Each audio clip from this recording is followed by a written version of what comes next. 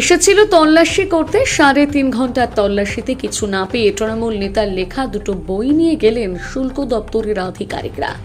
নিজের দলেরই অন্তর্দ্বন্দ্ব নাকি বিরোধীদের চক্রান্ত? ধন্দে হুগলি জেলা পরিষদের শিক্ষা কর্মাধ্যক্ষ সুবীর মুখোপাধ্যায়। প্রায় 3.5 ঘন্টা অভিযান চালিয়ে খালি হাতে ফিরতে হলো কেন্দ্রীয় শুল্ক দপ্তরের আধিকারিকদের। সকাল 6:30 নাগাদ চণ্ডীতলার গরুলগাছা অহল্যা বাই রোডের পাশে মহেন্দ্র নিবাসে ভারত সরকারের শুল্ক দপ্তরের আধিকারিকদের একটা দল আসে সুবীর মুখোপাধ্যায়ের বাড়িতে। প্রায় 3.5 ঘন্টা তল্লাশি অভিযান চালান তারা। তৃণমূল নেতার দাবি, আর সবার ঘর, ঠাকুর ঘর, বাথরুম, গাড়ি থেকে শুরু করে ঘরের কোনায় কোনায় তল্লাশি চালানো হয়। তার মেয়ে যে ফ্ল্যাটে থাকে ডানকুনি, সেখানেও তল্লাশি চালানো হয়। তল্লাশি অভিযানে কিছুই পাননি এই মর্মে একটা সার্চ লিস্ট দিয়ে গেছেন শুল্ক দপ্তরের আধিকারিকরা।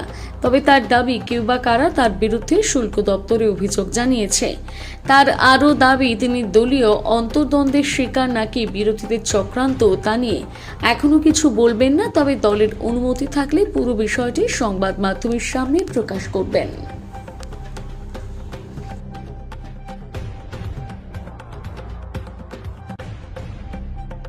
তারপরেই আপনার বাড়িতে এরকম হানা।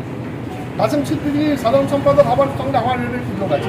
কাস্টমসে তো অভিযোগ তারা 15-20 দিন ধরে করেছে, একাধিকবার অভিযোগ করেছে। আর কাসেম সিদ্দিকী সাহেব তো কালকে আমার দলের সাধারণ সম্পাদক হয়েছে। এসব ফেক কথাবার্তা কোনো মানে হয় না।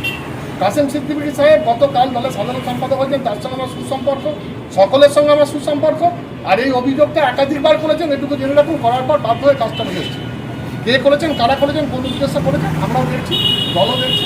নিশ্চিতভাবে একটাই কথা হচ্ছে যে এই প্রথম কারো বাড়ি থেকে আমি একটা রাজনৈতিক ফিগার, আমার বাড়ি থেকে আমি তাদের সহযোগিতা করেছি, সর্বত্র তারা তল্লাশি করেছে।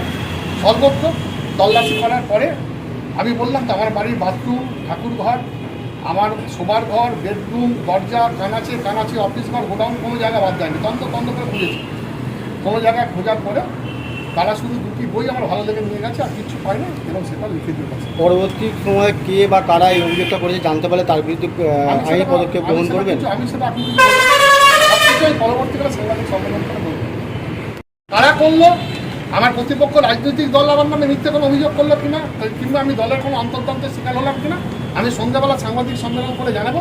আমি নিশ্চিতভাবে দলের ঊর্ধ্বতন কর্তৃপক্ষকে জানিয়েছি, তারাও আমাকে বাহবা দিয়েছেন যে তোমার বাড়িতে 3.5 ঘন্টা ধরে সার্চ করে আমার বাড়িতে একটা কোনো জিনিস পাননি। শুধু আবারও বললাম, যারা সেটাও লিখে দিয়ে গেছেন, আপনারা নিয়ে নিন। আমাকে একদম স্ট্যাম্প মেরে তারা দিয়ে গেছেন। আর আমার বাড়ি থেকে দুখানা আমার লেখা বই তারা নিয়ে গেছেন, তারা বই পড়তে ভালোবাসেন। তবে এই প্রথম কাস্টমস কালো বাড়িতে রেড করতে এসে বা সিজ করতে এসে বা মানে সার্চিংয়ের নিয়ে এসে, মানে ওয়ারেন্টে অর্ডার নিয়েছে, সার্চিং ওয়ারেন্ট নিয়ে এসে দুটো বই নিয়ে চলে গেছে।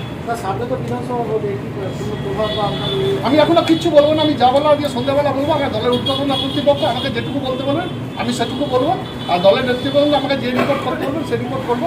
অলরেডি দলের নেতৃত্ব জানিয়েছেন, তিনিও দলের সুপ্রিম নেতৃত্বকে জানাচ্ছেন বা ইতিমধ্যেই জানিয়েছেন।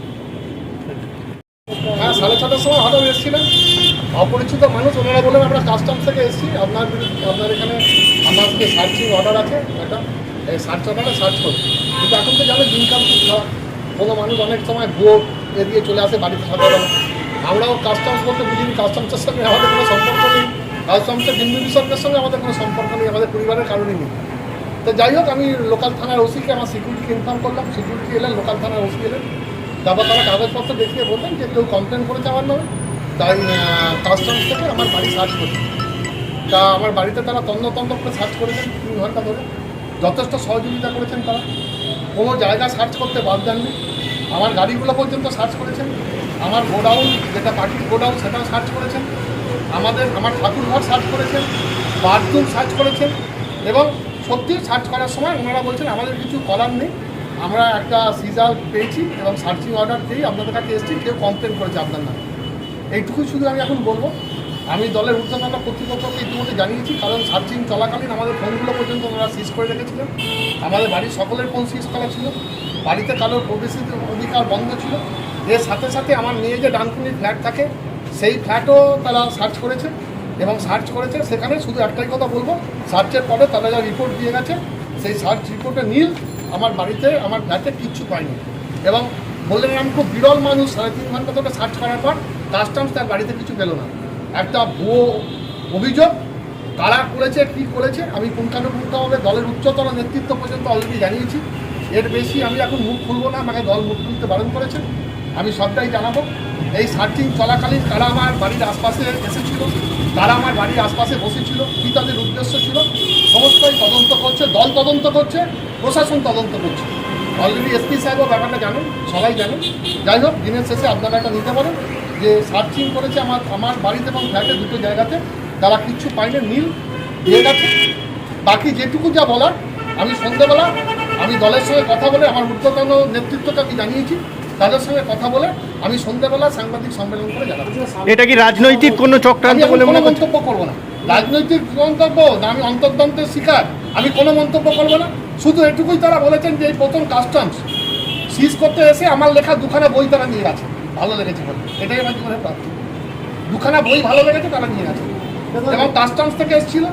এবং কাস্টম থেকে আসার পর আমি ইভেন আমার বাড়িতে টাকা পয়সা সোনা দানা যেগুলো অসঙ্গতিপূর্ণ সেগুলো কিন্তু পান, তাই তারা দিয়ে গেছেন যে অপারেশন নাথিং ইনক্রিমেন্টে হ্যাজ ফাউন্ড, এটা লিখে দিয়ে গেছেন দুটোতে। এবং সেখানে ডিটেলসে লিখেছে সার্চ করার সময় তারা সহযোগিতা করেছে এবং আমরা তাদের থেকে কিছু পাই।